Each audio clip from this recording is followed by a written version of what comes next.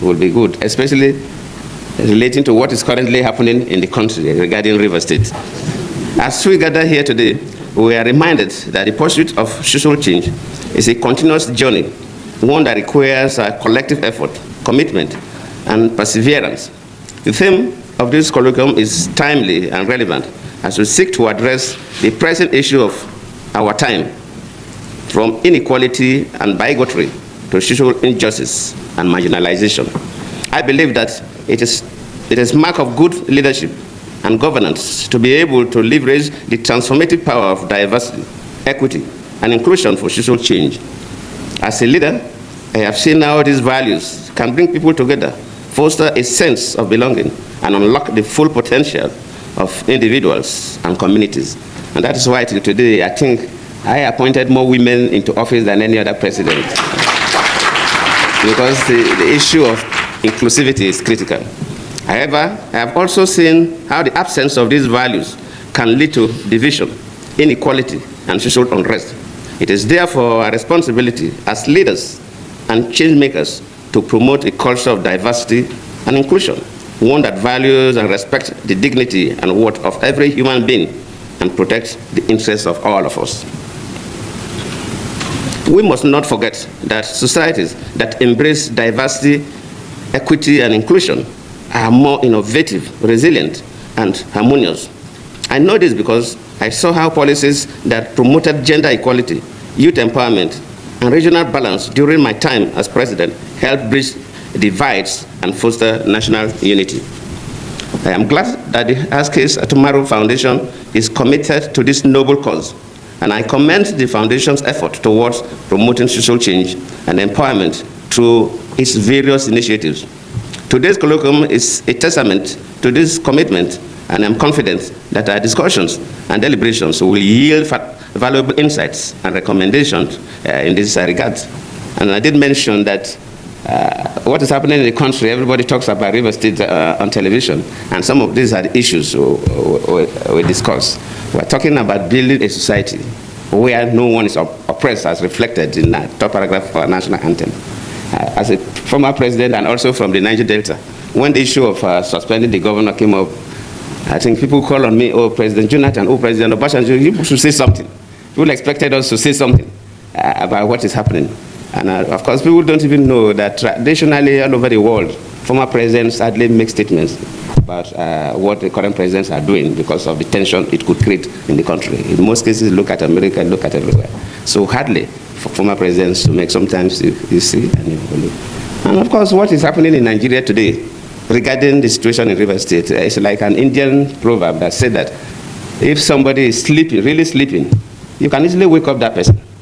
But if the person is pretending to sleep, you find it difficult to wake up that person. The key actors in Nigeria, from executive to the legislature, luckily Senator Binta and others are here, and the judiciary, they know the correct thing to do. But they are refusing to do it. They are pretending to sleep. And waking such a person is extremely difficult because the person knows the right thing. The clear abuse of offices, clear abuse of power, clear abuse of privileges, cutting across from the three arms of government, from the executive to the parliament to the judiciary. And I always plead with our people that whatever we do affects everybody. And sometimes we do things and we think that it doesn't affect us. I've been a president before, and even after leaving office as a former president, people get to me.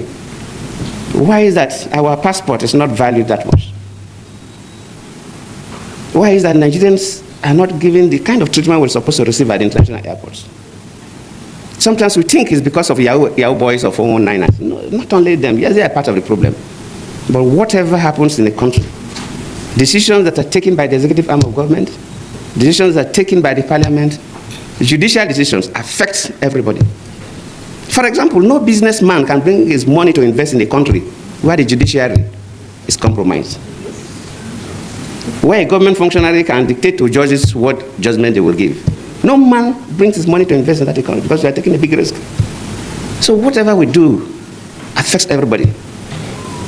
And if we must build a nation for our children and our grandchildren, no matter how painful it is, we must strive to do what is right.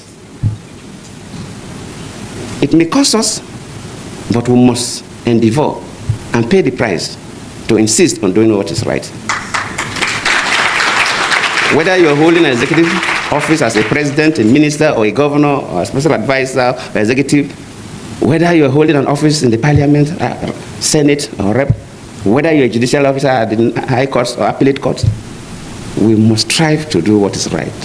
If we want to build a nation that our children will be proud of. As we engage in these discussions, let us remember that promoting social change is not a one-time event, but a continuous process. It requires a sustained commitment, collective action, and unwavering dedication to the values that promote good governance.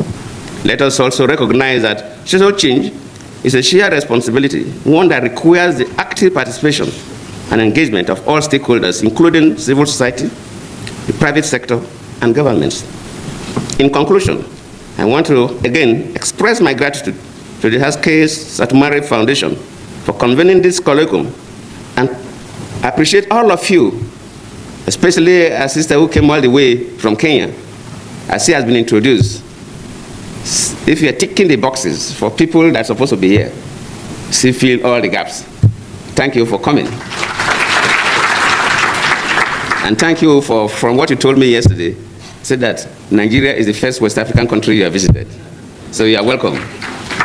And I hope you will enjoy Abuja, and we'll listen to you and we'll listen to all others. So I thank you very much. Did you listen to that? Good. That's former president of Nigeria. Good luck, Jonathan.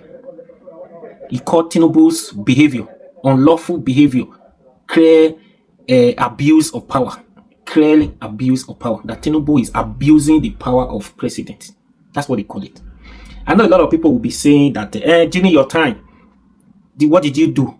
Did you not do the same thing? Those people are the one who does not even understand what happened during his time. What he did that time. The how is you suspend 3 states in the north. You suspended three states in the north were suspended under you. What did you do? Why did you suspend it? They will not even listen to see the reasons what happened, and he declared the state of emergency. What happened after declaring the state of emergency? The 3 governors were not suspended. Insecurity in the north at that time, it was very serious. There is no, if there's no even, I could even say there's no even serious. There's no evidence to say there was insecurity in the River State just because of that one oil pipeline that blew off. Only that one. Meanwhile, it's still a plan work. That is just that's what they are standing on. Only one explosion is what they are standing on to declare state of emergency. Lives have not been threatened. People have never lost their lives as a result of insecurity in that place. So this one is called a clear abuse of power. That when you travel out of this country, I've been saying it now. It is not when they look at your passport. They look at your passport, they look down on you. Where is this one coming from? This 419, this criminal is coming from that country. That it is not the Yahoo boys that are spoiling the country. It is these 3 arms of government.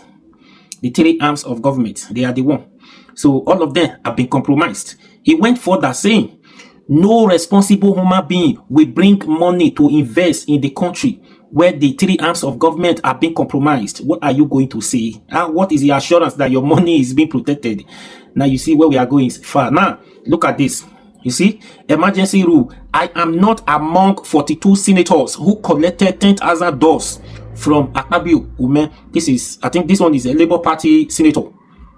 That is to say, what we said, allegedly, these people collected $25,000. Some people said 25,000, some said 15,000. This one, our senator is saying he is not among those 42 that collected $10,000 from senator to vote in favor of Tinubu. That's why you see head voting. That's why you see voice voting. Sorry.